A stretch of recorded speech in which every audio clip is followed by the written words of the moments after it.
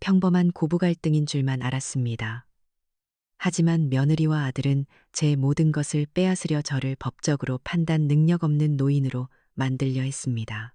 그들의 잔인한 계획을 알게 된 순간 저는 수십 년간 숨겨온 다른 사람이 되기로 결심했습니다. 한때 아들이었던 남자에게 회장님이라 불리게 되기까지의 기록 끝까지 지켜봐 주세요. 가을 안개가 유난히 짙은 아침이었어요. 제 하루는 늘 그렇듯 동이 트기 전 희미한 여명 속에서 시작되죠. 72의 나이가 되니 잠이 줄기도 했지만 사실 이건 수십 년 된 제 오랜 습관이에요. 고요한 새벽 공기를 마시며 정신을 가다듬는 시간이 저는 참 좋거든요. 거실 창가에 정갈하게 놓인 난초들에게 물을 주는 것으로 하루를 엽니다. 출란, 한란, 풍란. 저마다 다른 자태를 뽐내는 아이들이죠. 30년 전, 먼저 세상을 떠난 남편이 처음으로 선물했던 출란 한 포기가 이렇게나 많은 식소를 거느리게 됐네요. 잎사귀 하나하나에 맺힌 물방울이 새벽빛을 받아 보석처럼 반짝이는 걸 보고 있으면 복잡했던 마음도 차분하게 가라앉는답니다. 저희 집은 여의도에 있어요. 한강이 바로 내려다 보이는 오래된 아파트죠. 창밖을 보면 대한민국에서 가장 높은 빌딩들이며 돈과 욕망이 들끓는 증권가의 심장부가 한눈에 들어와요. 매일 아침 수많은 사람들이 저 빌딩 숲으로 빨려 들어가 치열한 전쟁을 치르겠죠. 하지만 제 공간은 마치 다른 세상 같아요. 시간의 흐름이 조금은 더디게 가는 곳. 남편의 손때가 묻은 묵직한 원목 가구들과 제 손으로 직접 술을 놓은 방석들이 제자리를 지키고 있는 그런 곳이죠. 이 평화로움이 저를 지켜주는 힘이라는 걸 요즘 들어 더 자주 느끼곤 해요. 간단하게 누룽지를 끓여 아침을 먹고 나면 시장에 갈 채비를 합니다. 요즘 사람들은 다들 손가락 하나로 장을 본다지만 저는 제 눈으로 직접 보고 만져서 물건을 고르는 게 마음이 편해요. 빳빳한 현금을 지갑에 챙겨 넣고 낡았지만 튼튼한 장바구니를 들고 집을 나서는 거죠. 시장 상인들과 가벼운 눈인사를 나누고 할머니, 오늘 시금치가 참 좋아요 하는 정겨운 말을 듣는 것도 소소한 즐거움이고요. 집에 돌아와서는 오래된 가계부를 펼쳐요. 연필로 사각사각 써내려가는 느낌이 참 좋아요. 콩나물 1,000원, 두부 한 모 2,000원. 이렇게 적다 보면 돈의 귀함도 새삼 느끼게 되고 헛된 데 마음을 쓰지 않게 되거든요.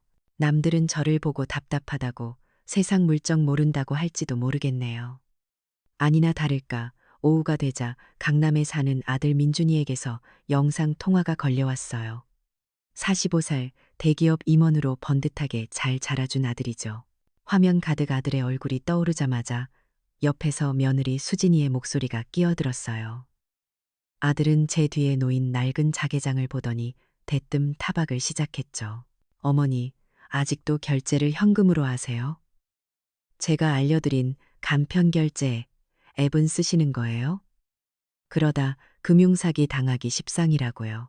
그 말에는 저를 걱정하는 마음보다 어머니는 이런 것도 못하는 사람이니 내 말을 들으라는 뜻이 더 강하게 담겨 있었어요. 화면 한쪽으로 얼굴을 들이민 며느리는 한술 더 떴죠. 어머님 댁은 색깔이 너무 칙칙해요. 요즘 유행하는 스마트홈으로 싹 바꾸시라니까요. 조명도 음성으로 켜고 끄고 커튼도 알아서 열리고 얼마나 편한데요. 수진이의 말 속에서 칙칙한 건 비단 저희 집뿐만이 아니었을 거예요. 그 아이 눈에는 제 삶의 방식 전체가 그렇게 보였겠죠. 저는 그저 온화하게 웃으며 대답했어요. 나는 이게 편하다. 수십 년을 이렇게 살았는데 하루아침에 어떻게 바꾸겠니? 제 대답에 두 아이는 화면 너머로 못마땅한 표정을 감추지 못했지만 저는 더 이상 아무 말도 하지 않았어요. 이 편안함이 제게는 지난 세월의 역사이자 스스로를 지키는 마지막 자존심 같은 것이라는 걸 아이들은 아마 평생 이해하지 못할 테니까요. 주말 오후는 조금 더 시끄러웠어요. 아들 내외가 손주 하준이를 데리고 집에 왔거든요. 10살짜리 손주는 오자마자 소파에 드러누워 스마트폰만 들여다보더군요. 저는 혹시나 아이가 좋아할까 싶어 며칠 전부터 정성껏 준비한 곶감마리와 약과를 내놓았어요. 하지만 며느리는 질색하며 손으로 막아서더군요. 하준이는 이런 거 안 먹어요, 어머님. 이상한다고 유기농 마카롱만 먹여요. 그 아이의 말 한마디에 제 며칠간의 수고는 의미 없는 일이 되어버렸죠. 민준이는 더했어요. 제가 아끼는 낡은 가죽 소파를 발로 툭툭 치면서 말하더군요. 어머니, 이런 건 이제 좀 버리세요. 푹 꺼져서 허리에도 안 좋고 무엇보다 폼이 안 나잖아요. 저희 강남 사는 친구들이 집에 놀러 왔다가 이런 거 보면 뭐라고 생각하겠어요. 그 순간 깨달았어요. 아들이 부끄러워하는 것은 이 낡은 소파가 아니라 바로 이런 소파를 고집하는 늙은 어머니, 바로 저 자신이라는 것을요. 저 소파는 30년 전 남편과 함께 이 아파트로 이사 오던 날 처음으로 들여놓은 살림이었어요. 그때 남편이 이 소파에 앉아 창밖을 보며 말했죠. 윤희 씨, 여기서 우리 기술로 세상을 한번 움직여 보자고. 반도체 기술 하나만 믿고 대기업을 박차고 나온 남편의 눈은 꿈으로 반짝였어요. 그 꿈을 지켜주기 위해 저는 밤을 새워가며 낯선 재무와 경영 서적들을 파고들었죠. 우리의 모든 희로애락이 담겨 있는 저 소파가 이제는 아들에게 그저 부끄러운 과거의 흔적일 뿐이구나 싶어 가슴 한쪽이 아려왔어요. 가족들이 휘몰아치듯 떠나고 난 뒤 집에는 다시 적막이 찾아왔어요. 저는 아무도 손대지 않아 차갑게 식어버린 다과상을 홀로 치웠어요. 곶감말이 하나를 집어 입에 넣으니 달콤함 대신 씁쓸함이 먼저 느껴지더군요. 서운한 마음이 드는 건 어쩔 수 없었지만 눈물을 흘리진 않았어요. 슬픔은 사람을 약하게 만들지만 상처는 때로 사람을 더 단단하게 만드니까요. 제 눈빛 깊은 곳에 자리한 단단함이 다시 고개를 드는 것을 느꼈어요. 조용히 서재로 들어갔어요.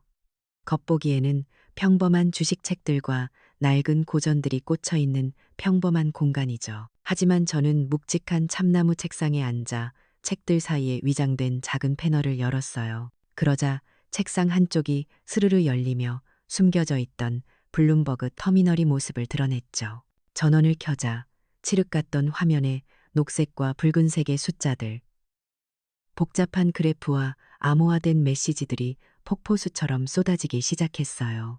세상의 돈과 정보가 실시간으로 움직이는 전쟁터가 제 눈앞에 펼쳐진 거죠.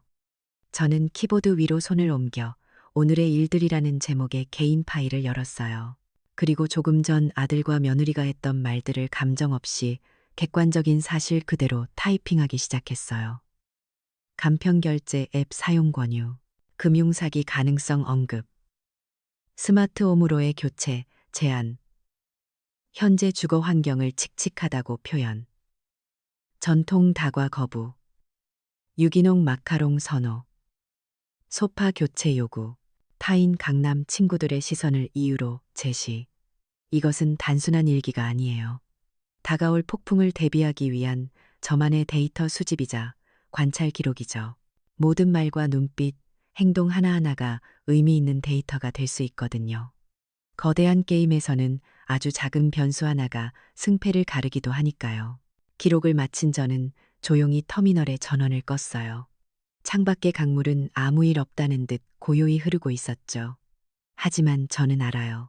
저 고요한 수면 아래에서 이미 거대한 소용돌이가 시작되고 있다는 것을요.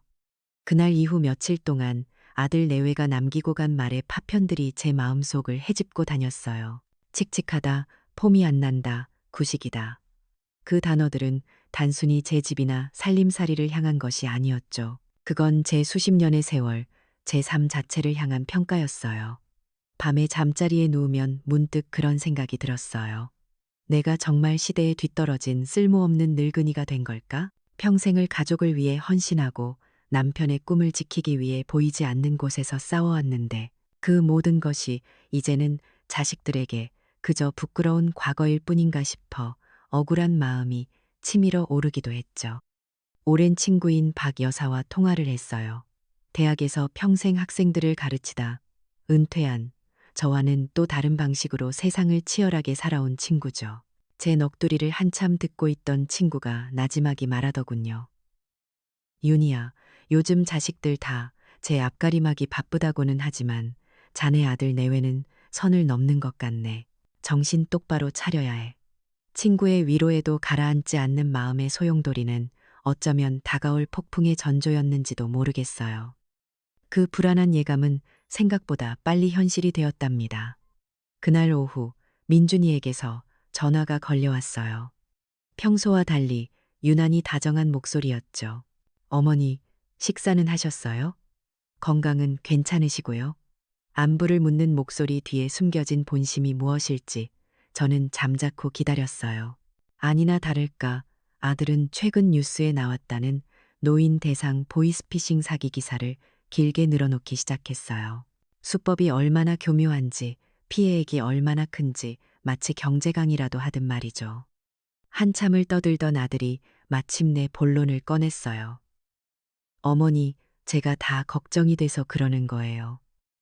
요즘 세상이 너무 험하잖아요. 어머니 혼자 그 재산들을 관리하시는 건 너무 위험해요. 이제라도 제가 좀 체계적으로 관리해 드려야겠어요. 그러니 이번 주말에 변호사 사무실에 같이 가서 법적으로 재산관리 위임장이라도 하나 써주세요. 순간 전화기 너머의 모든 소리가 아득하게 멀어지는 것 같았어요. 보호와 걱정이라는 너무나 그럴듯한 포장지에 쌓인 아들의 요구는 사실상 제 삶의 권리를 넘기라는 선언이었죠. 제 손으로 평생을 일궈온 것들을 이제는 제가 판단할 능력이 없으니 아들에게 맡기라는 거잖아요. 저는 간신히 차분한 목소리를 냈어요. 아니다, 민준아. 아직은 이 어미가 내 앞가림 정도는 할 수 있단다. 내 마음은 고맙지만 그럴 필요는 없겠어. 단호한 제 거절에 아들은 잠시 말이 없더니 이내 실망과 짜증이 뒤섞인 목소리로 전화를 끊더군요. 전화는 끊겼지만 아들의 집요한 욕망이 차가운 거미줄처럼 제 몸을 올가매는 듯한 불쾌한 기분은 쉽게 사라지지 않았어요. 며칠 뒤 손주 하준이의 생일이 다가왔어요. 자식들이 서운하게 해도 손주는 미워할 수가 없더라고요. 아이가 갖고 싶어 하던 최신형 게임기를 사주기 위해 저는 오랜만에 백화점으로 향했어요. 장난감 코너에서 선물을 사고 잠시 다리도 쉴 겸 2층 라운지 카페에 자리를 잡았죠.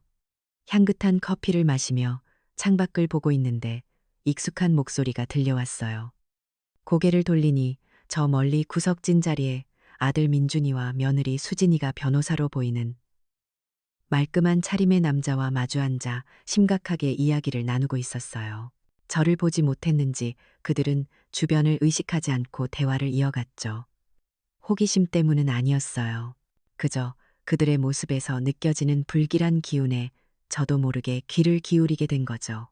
파티션과 화초들에 가려져 대화가 선명하게 들리진 않았지만 몇몇 단어들이 칼날처럼 날아와 제 가슴에 밝혔어요. 어머니가 요즘 깜빡깜빡 하시는 증거를 좀 더 모아야 해요. 물건을 어디 뒀는지 잊어버리신다거나 했던 말을 또 하신다거나 사소한 거라도 다 기록해 두세요. 변호사의 차분한 목소리에 이어 며느리의 날카로운 목소리가 들렸어요. 판단 능력이 현저히 떨어진다는 의사소견서만 있으면 성년후견인 신청하는 건 시간 문제라고 하셨죠. 그럼 그 여의도 아파트랑 예금 통장만이라도 저희가 합법적으로 관리할 수 있는 거고요. 심장이 쿵 하고 바닥으로 떨어지는 것 같았어요. 성년후견인.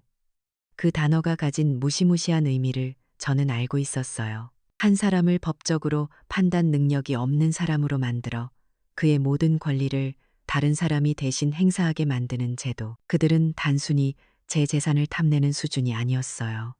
저라는 인간의 존재 자체를 법적으로 지워버리고 모든 것을 빼앗으려는 구체적인 음모를 꾸미고 있었던 거예요. 제 걱정은 위선이었고 그들의 계획은 제가 상상했던 것보다 훨씬 더 깊고 잔인한 바닥을 드러내고 있었죠. 그 자리에 그대로 얼어붙어 버렸어요. 아들의 걱정은 거짓이었고 며느리의 불평은 계획의 일부였어요.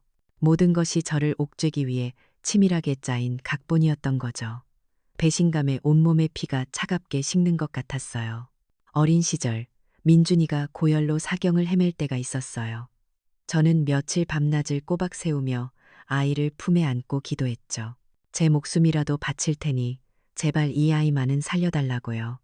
그렇게 애지중지 키운 아들이 이제는 늙은 어미를 법적인 유령으로 만들려 하고 있었어요. 하지만 저는 그 자리에서 쓰러지거나 달려가서 그들의 멱살을 잡지도 않았어요. 눈물조차 흐르지 않더군요. 너무 큰 충격은 오히려 사람을 냉정하게 만드는 법인가 봐요. 저는 조용히 자리에서 일어나 계산도 잊은 채 카페를 빠져나왔어요. 백화점의 화려한 불빛과 사람들의 웃음소리가 마치 다른 세상의 일처럼 느껴졌어요. 집으로 돌아오는 내내 제 머릿속에서는 슬픔과 분노가 거대한 폭풍처럼 휘몰아쳤어요. 하지만 그 폭풍의 한가운데는 이상할 정도로 고요했죠. 그리고 그 고요함 속에서 아주 차갑고 단단한 무언가가 천천히 모습을 드러내고 있었어요. 그것은 바로 결심이라는 이름의 감정이었답니다. 더 이상 당하고만 있지 않겠다는, 내 삶의 존엄성을 내 손으로 되찾고야 말겠다는 얼음처럼 차갑고 강철처럼 단단한 결심 말이에요. 그날 밤은 유난히 길었어요. 백화점 카페에서 들었던 아들의 목소리, 며느리의 웃음소리가 귓가에 맴돌며 잠을 이룰 수가 없었죠. 눈을 감으면 성년 후견인이라는 차가운 단어가 심장을 얼어붙게 만들었어요. 평생을 바쳐 키운 아들이 이제는 법의 이름으로 어미의 숨통을 끊으려 하고 있었던 거예요. 슬픔을 넘어선 허망함에 저는 조용히 자리에서 일어나 서재로 향했어요. 서재 깊숙한 곳에는 남편의 유품이 담긴 낡은 오동나무 상자가 있어요. 남들이 보기엔 그저 낡은 나무 상자일 뿐이지만 제게는 지난 30년의 전쟁과 영광이 고스란히 담겨 있는 판도라의 상자 같은 것이죠. 상자를 여니 오래된 종이 냄새와 함께 잊고 있던 과거의 기억들이 먼지처럼 피어올랐어요. 낡은 반도체 설계도, 빛바랜 흑백 사진 몇 장, 그리고 그 아래 포트폴리오 제네시스, 라고 적힌 두꺼운 가죽 파일이 있었죠. 제 남편은 세상이 다 아는 천재 반도체 엔지니어였어요. 머릿속에 대한민국 반도체의 미래를 그리고 있던 사람이었죠. 하지만 딱 거기까지였어요. 기술밖에 모르는 순진한 학자였지. 자신이 가진 기술의 가치가 돈으로 얼마인지, 그 돈을 노리는 늑대들이 세상에 얼마나 많은지는 전혀 몰랐답니다. 이야기는 30년 전으로 거슬러 올라가요. 남편의 혁신적인 기술에 대한 소문이 퍼지자 미국과 일본의 거대 자본들이 하이에나처럼 몰려들기 시작했어요. 그들은 남편에게 천문학적인 액수를 제시하며 기술을 통째로 사들이려 했죠. 남편은 그저 좋은 연구 환경을 약속한다는 말에 순진하게 넘어가려 했어요. 그때 제가 막아섰답니다. 저는 그들의 빛나는 제안서 뒤에 숨겨진 탐욕을 보았거든요. 우리 기술을 헐값에 사들여 우리 시장을 지배하려는 검은 속셈을요. 그때부터였어요. 제가 변하기 시작한 것이. 저는 평범한 주부였지만 남편의 꿈을, 아니 우리의 미래를 지키기 위해 무엇이든 해야 했어요. 밤에는 아이들을 재우고 새벽에는 아무도 모르게 책상에 앉아 낯선 영어로 된 재무제표와 씨름했죠. M&A 전략, 지적재산권법, 국제금융시장의 흐름. 남편이 반도체 회로를 설계할 때 저는 자본의 흐름을 설계하고 있었던 거예요. 결국 저는 남편을 설득해 그의 기술을 기반으로 작은 기술 투자 회사를 세웠어요. 이름하여 YH 캐피탈. 제 이름의 Y와 남편 이름의 H를 딴 우리 둘만의 비밀스러운 성이었죠. 남편이 갑작스럽게 세상을 떠났을 때 모두가 이제 끝났다고 했어요. 기업 사냥꾼들은 남편의 빈자리를 비웃으며 다시 한번 회사를 집어삼키려 달려들었죠. 하지만 그들은 몰랐어요. 진짜 싸움꾼은 제가 되었다는 것을요. 저는 남편이 남긴 기술 특허와 제 지식을 무기 삼아 홀로 그들과 맞서 싸웠고 회사를 지켜냈어요. 그리고 그 작은 회사를 지난 20년간 아무도 그 실체를 모르는 거대한 익명의 사모펀드 PEF로 키워냈답니다. 바로 저 오동나무 상자 속 파일이 그 모든 전쟁의 기록이었죠. 파일을 덮고 상자를 닫았어요. 밤새 저를 짓누르던 슬픔과 허망함이 거짓말처럼 사라지고 그 자리에는 차갑고 맑은 분노만이 남았어요. 그래, 다시 한번 싸울 때가 되었구나. 그때는 남편의 꿈을 지키기 위해서였지만 지금은 나 자신의 존엄성을 지키기 위해서. 다음 날 아침, 저는 평소와 다른 사람이 되어 있었어요. 늘 입던 수수한 면 원피스 대신 옷장 가장 깊숙한 곳에 넣어두었던 짙은 남색 실크 블라우스를 꺼내 입었죠. 부드러우면서도 차가운 감촉이 마치 갑옷처럼 느껴졌어요. 머리도 단정하게 빗어 올리고 옅게 화장까지 마쳤어요. 거울 속에 비친 제 모습은 더 이상 무기력한 늙은이가 아니었어요. 서재의 블룸버그 터미널 앞에 앉았을 때 저는 완벽하게 준비가 되어 있었어요. 화면을 켜자 뉴욕과 홍콩의 운용팀장들의 얼굴이 동시에 떠올랐죠. 그들은 저를 김윤희 할머니가 아닌 마담 K라고 불렀어요. 저는 그들에게 지난밤 내내 분석했던 시장 상황과 그들이 예측하지 못했던 변수들을 유창한 영어로 설명하기 시작했어요. 제 목소리는 낮고 차분했지만 그 안에는 누구도 거스를 수 없는 확신과 권위가 담겨 있었죠. 한참 동안 시장에 대한 브리핑을 마친 후 저는 마지막 지시를 내렸어요. The semiconductor cycle is turning. The market is underestimating the intrinsic value of Innovatech Korea. Prepare for a hostile takeover. 반도체 사이클이 바뀌고 있습니다. 시장이 이노바테크 코리아의 내재 가치를 과소평가하고 있어요. 적대적 인수를 준비하세요. 이노바테크 코리아. 바로 제 아들 민준이가 임원으로 재직 중인 바로 그 회사였어요. 화면 너머의 팀장들은 조금의 동요도 없이 제 지시를 받아 적었죠.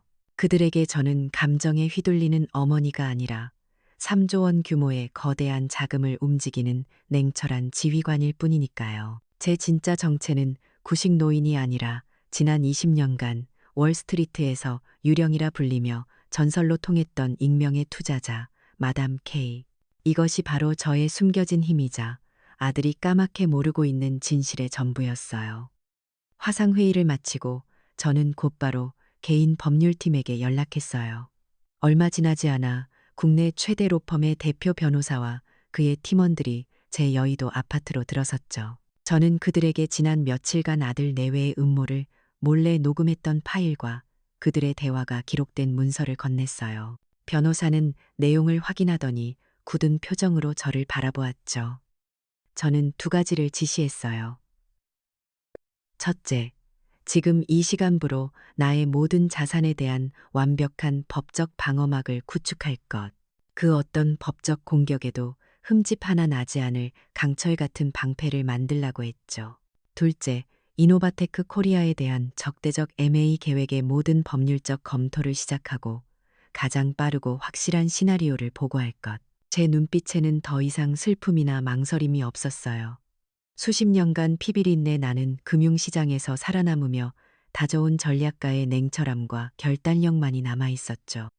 모든 지시를 마치고 법률팀을 돌려보낸 후 저는 홀로 남아 창밖의 한강을 바라봤어요. 강물 위로 비친 제 모습 위로 먼저 떠난 남편의 얼굴이 겹쳐지는 것 같았어요. 저는 나지막이 그에게 말을 건넸답니다. 여보, 당신이 평생을 바쳐 남긴 기술과 내가 평생을 바쳐 지켜온 이 돈으로 이제 우리 아들에게 진짜 세상이 무엇인지, 존엄성의 무게가 얼마나 무거운 것인지 제대로 가르쳐 줘야겠어요. 이제 저는 더 이상 아들의 어머니가 아니에요.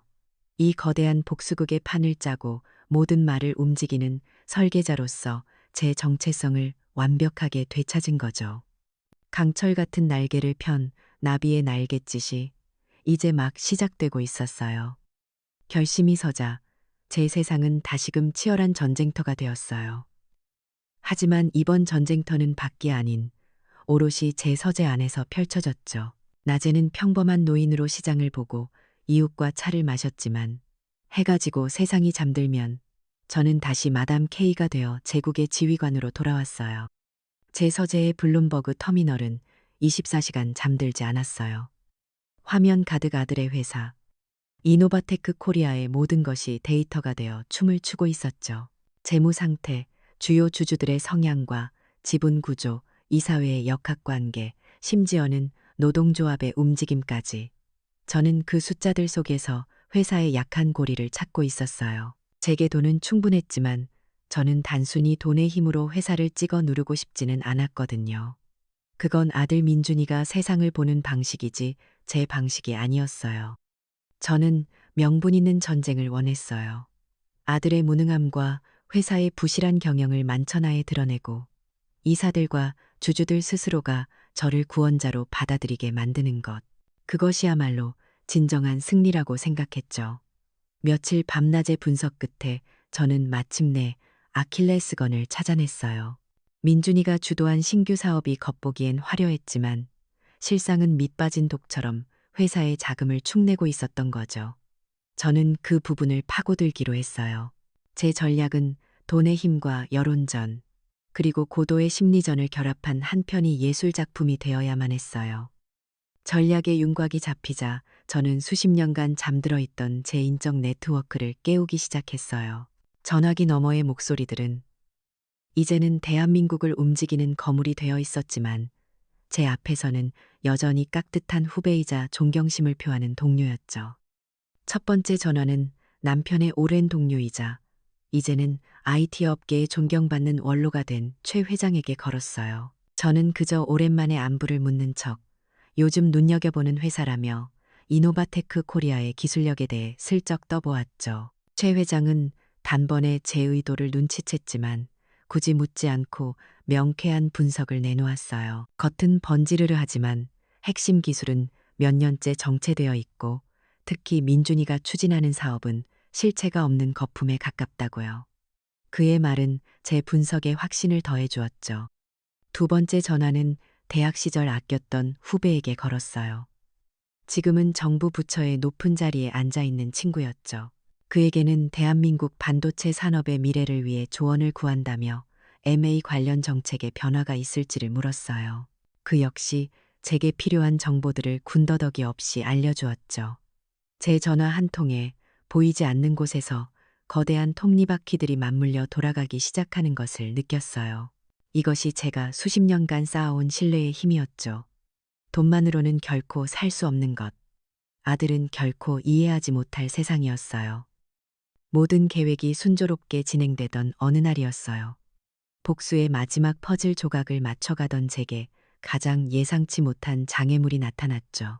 그건 바로 제 안에 남아있던 어머니라는 이름의 미련이었어요. 늦은 밤 전략 보고서를 검토하고 있는데 아들 민준이에게서 메시지 하나가 도착했어요. 손주 하준이가 학교 학예회에서 로봇 연기를 하고 있는 동영상이었죠. 삐걱거리면서도 열심히 춤을 추는 아이의 모습이 어찌나 귀엽던지요. 영상 아래에는 짧은 글이 적혀 있었어요. 어머니, 하준이가 할머니 보고 싶대요. 그 순간 강철 같았던 제 마음 한구석이 무너져 내렸어요. 화면 속 손주의 해맑은 얼굴을 보니 제가 지금 무슨 짓을 하고 있는 건가 싶더군요. 아들이 믿고 며느리가 괘씸했지만 저 아이에게서 아빠를 빼앗는 것이 과연 옳은 일일까? 내가 너무 잔인한 괴물이 되어가는 것은 아닐까? 피를 나눈 모정, 모친과 배신당한 인간의 분노가 뒤엉켜 숨이 막혀왔어요. 과거 민준이의 회사가 처음 위기를 맞았을 때가 생각났어요. 부도 직전까지 몰렸을 때 저는 익명의 투자자가 되어 아무도 모르게 거액의 자금을 지원해 회사를 살려냈었죠. 그때는 그저 아들이 좌절하지 않기를 바라는 어미의 마음뿐이었는데 그 선의의 결과가 결국 이런 비수가 되어 돌아왔구나 싶어 한없이 씁쓸했어요. 한참을 그렇게 고뇌하고 있는데 또 다른 알림이 울렸어요. 제가 아들 내외의 동태를 파악하기 위해 가짜 계정으로 팔로우해둔 며느리 수진이의 SNS였죠. 시어머니 눈치 안 보고 우리끼리 즐기는 도심 속 호캉스라는 글과 함께 민준이와 수진이가 최고급 호텔 스파에서 샴페인을 들고 환하게 웃고 있는 사진이 올라와 있었어요. 사진이 찍힌 시간은 바로 민준이가 제게 손주 동영상을 보냈던 그 시간과 거의 일치했죠. 그 사진을 보는 순간 제 안에서 흔들리던 마지막 미련의 끈이 툭 하고 끊어져 버렸어요. 하준이는 그저 저를 흔들기 위한 도구였을 뿐 그들의 안중에는 없었던 거예요. 제 마지막 인간적인 고뇌마저 기만당했다는 생각에 남아있던 온기는 차디찬 분노로 변해버렸어요. 그래, 더 이상 망설일 필요는 없다.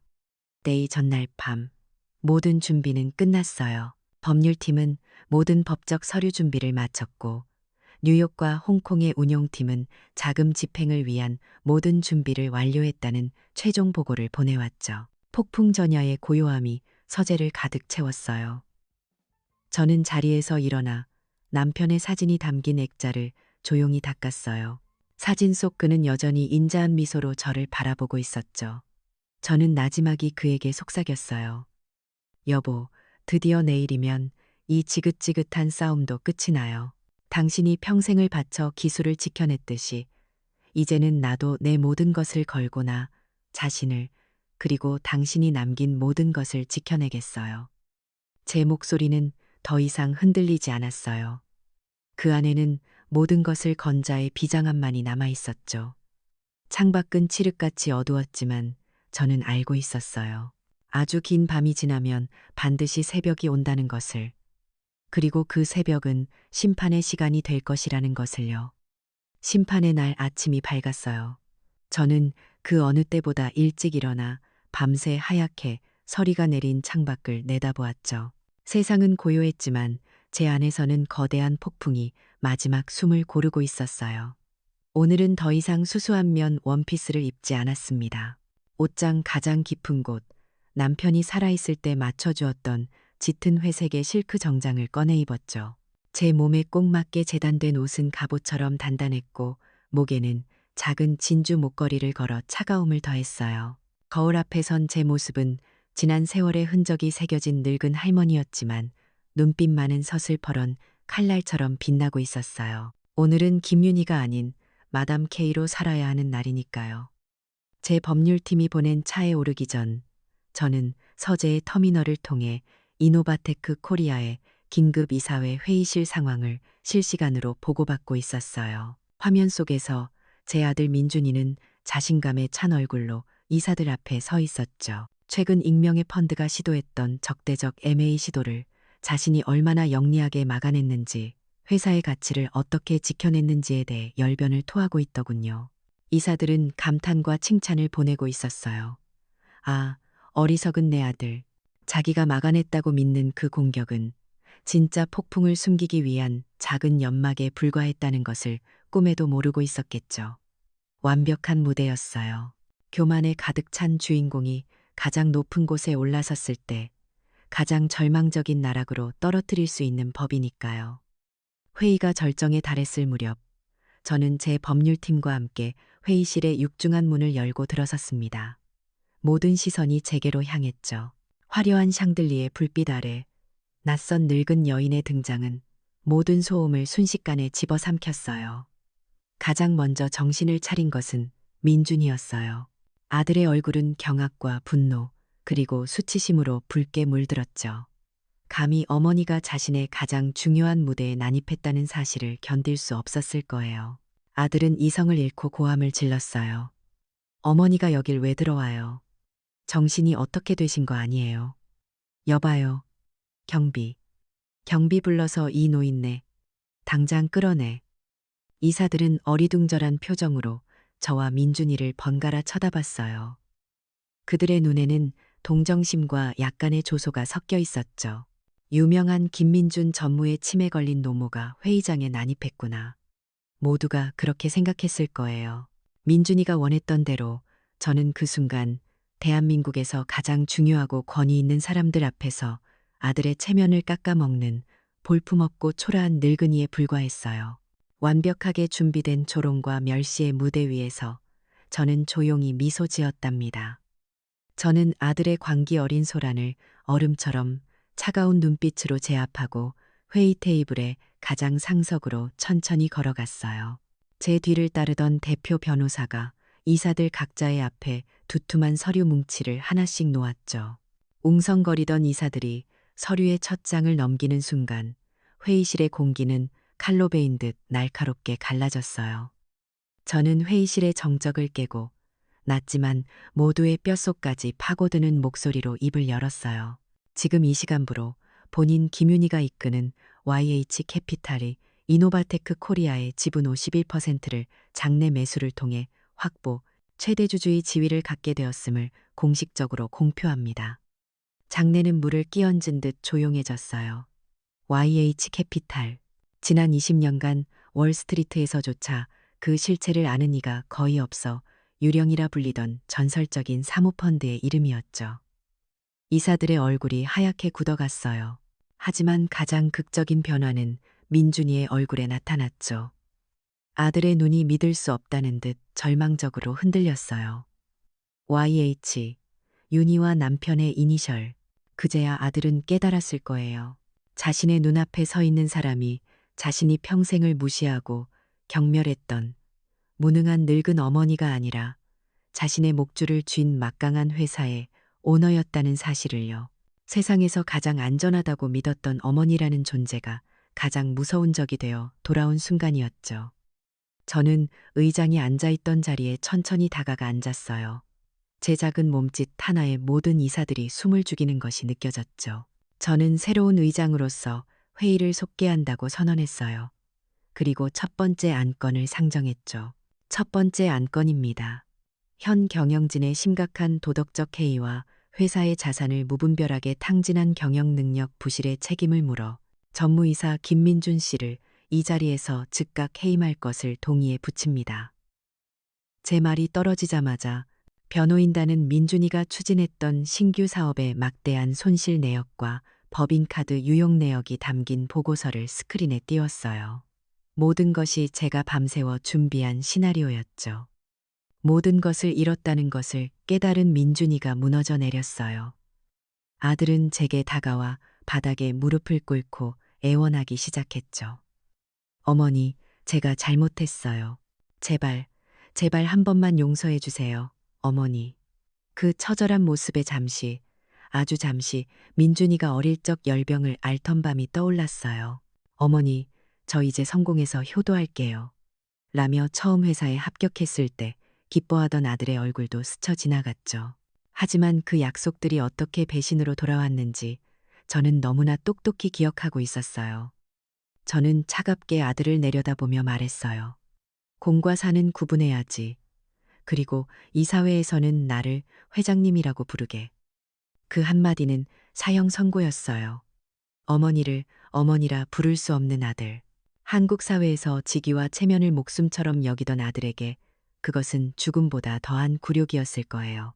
이사들은 재빨리 상황을 파악하고 새로운 권력자에게 충성을 맹세하기 시작했어요. 회의만은 만장일치로 통과되었죠. 망연자실한 민준이는 결국 보안 요원들에게 양팔을 붙들려 회의실 밖으로 끌려나갔어요. 아들이 평생을 바쳐 쌓아 올렸다고 믿었던 모든 것이 한 줌의 재가 되어 사라지는 순간이었죠. 아들이 사라진 회의실에서 저는 조금의 동요도 없이 다음 안건을 진행했어요. 회사의 새로운 비전을 제시했죠. 단기 실적에 연연하는 부실 사업은 모두 정리하고 남편이 평생을 바쳤던 핵심 반도체 기술 개발에 대한 투자를 대폭 확대할 것이라고요. 그리고 삭감되었던 연구원들의 복지를 복원하고 회사의 수익 일부는 기술인재 육성을 위한 재단 설립에 쓰일 것이라고 선언했어요.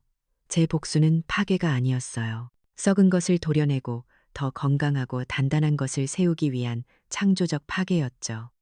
회의를 마치고 홀로 남은 회장실에서 저는 통유리창 너머로 펼쳐진 도시의 풍경을 바라보았어요. 화려한 강남의 불빛이 아닌 제가 평생을 살아온 여의도의 묵묵하고 장엄한 스카이라인이었죠. 마침내 아주 길고 외로웠던 싸움을 끝내고 제자리로 돌아온 기분이었어요. 수십 년간 그림자 속에 숨어있던 강철 나비가 마침내 세상 밖으로 날개를 펴고 날아오른 순간이었답니다. 폭풍이 지나간 자리는 생각보다 고요했어요. 제가 이노바테크 코리아의 회장으로 취임한 후 세상은 떠들썩했지만 제 일상은 오히려 더욱 단단하고 차분해졌죠. 복수의 끝에서 오는 허무함 같은 건 없었어요. 제게는 이제부터가 진짜 시작이었으니까요. 가장 먼저 한 일은 회사에 만연해 있던 거품을 걷어내는 것이었어요. 불필요한 임원들의 의전 차량과 법인카드를 없애고 그 돈을 전부 기술 개발 부서와 직원들의 복지를 위해 돌렸어요. 처음에는 반신반의하던 직원들도 제가 보여주는 진심 어린 변화에 점차 마음을 열기 시작했죠. 회사는 빠르게 안정을 되찾았고 오히려 예전보다 더 건강한 활기로 넘쳐났어요. 반면 제 아들 민준이의 세상은 속절없이 무너져 내렸더군요. 강남에 화려했던 펜트하우스도 번쩍이던 외제차도 모두 사라졌어요. 모든 것을 잃고 나자 며느리 수진이는 미련 없이 아들의 곁을 떠났다고 해요. 어쩌면 그 아이가 사랑했던 것은 제 아들이 아니라 아들이 누리던 돈과 지위였을 테니 당연한 결과였을지도 모르죠. 혼자 남은 민준이는 허름한 변두리에 작은 월세방으로 거처를 옮겼다는 소식을 전해 들었어요. 그곳에서 아들은 처음으로 자신의 지난 과오들을 뼈저리게 마주하고 있었을 거예요. 어머니의 부재가 얼마나 큰 것이었는지, 자신의 어리석음이 어떤 파멸을 불러왔는지를요. 그렇게 몇 달의 시간이 흘렀어요. 저는 회사를 안정시키는 일에 몰두했고 아들과는 그 어떤 연락도 하지 않았죠. 그러던 어느 가을날 저는 오랫동안 남몰래 후원해오던 작은 보육원을 찾아갔어요. 그곳은 제게 특별한 의미가 있는 곳이었죠. 남편과 함께 우리의 기술과 부가 세상을 위해 쓰이면 좋겠다는 꿈을 나누며 처음 후원을 시작했던 곳이니까요. 그곳에서 저는 한 아이를 만났어요. 하은이라고 이제 갓 고등학생이 된 여자아이였죠. 어려운 환경 속에서도 늘 책을 손에서 놓지 않고 특히 IT 기술에 대한 놀라운 재능과 열정을 가진 아이였어요. 낡은 컴퓨터로 밤새 코딩을 공부하며 자신만의 프로그램을 만드는 아이의 반짝이는 눈을 보는 순간 저는 제 남편의 젊은 시절을 떠올렸답니다. 세상을 바꾸고 싶다는 순수한 열정, 그 무엇과도 바꿀 수 없는 소중한 불꽃이었죠. 저는 하은이와 몇 시간 동안 이야기를 나누며 아이의 재능뿐만 아니라 그 안에 담긴 선하고 단단한 인품을 확인했어요. 그리고 그날 저는 제 인생의 마지막이자 가장 중요한 결심을 내렸답니다. 며칠 후 저는 기자회견을 열었어요. 제 인생에서 처음으로 마담 K가 아닌 김윤이라는 이름으로 대중 앞에 서는 자리였죠. 저는 그 자리에서 YH 재단의 설립을 발표했어요. 제 전 재산과 이노바테크 코리아의 경영권을 포함한 모든 것을 이 재단의 사회로 환원하겠다고요. 그리고 재단의 첫 번째 사업은 저처럼 어려운 환경 속에서도 기술 한국의 미래를 이끌어갈 인재를 발굴하고 지원하는 것이라고 밝혔죠. 모두의 관심이 집중된 순간 저는 재단의 첫 번째 전액 장학생이자 앞으로 제가 직접 모든 것을 가르칠 후계자 후보로 바로 하은이의 이름을 불렀어요. 기자들 사이에서 웅성거림이 터져나왔죠.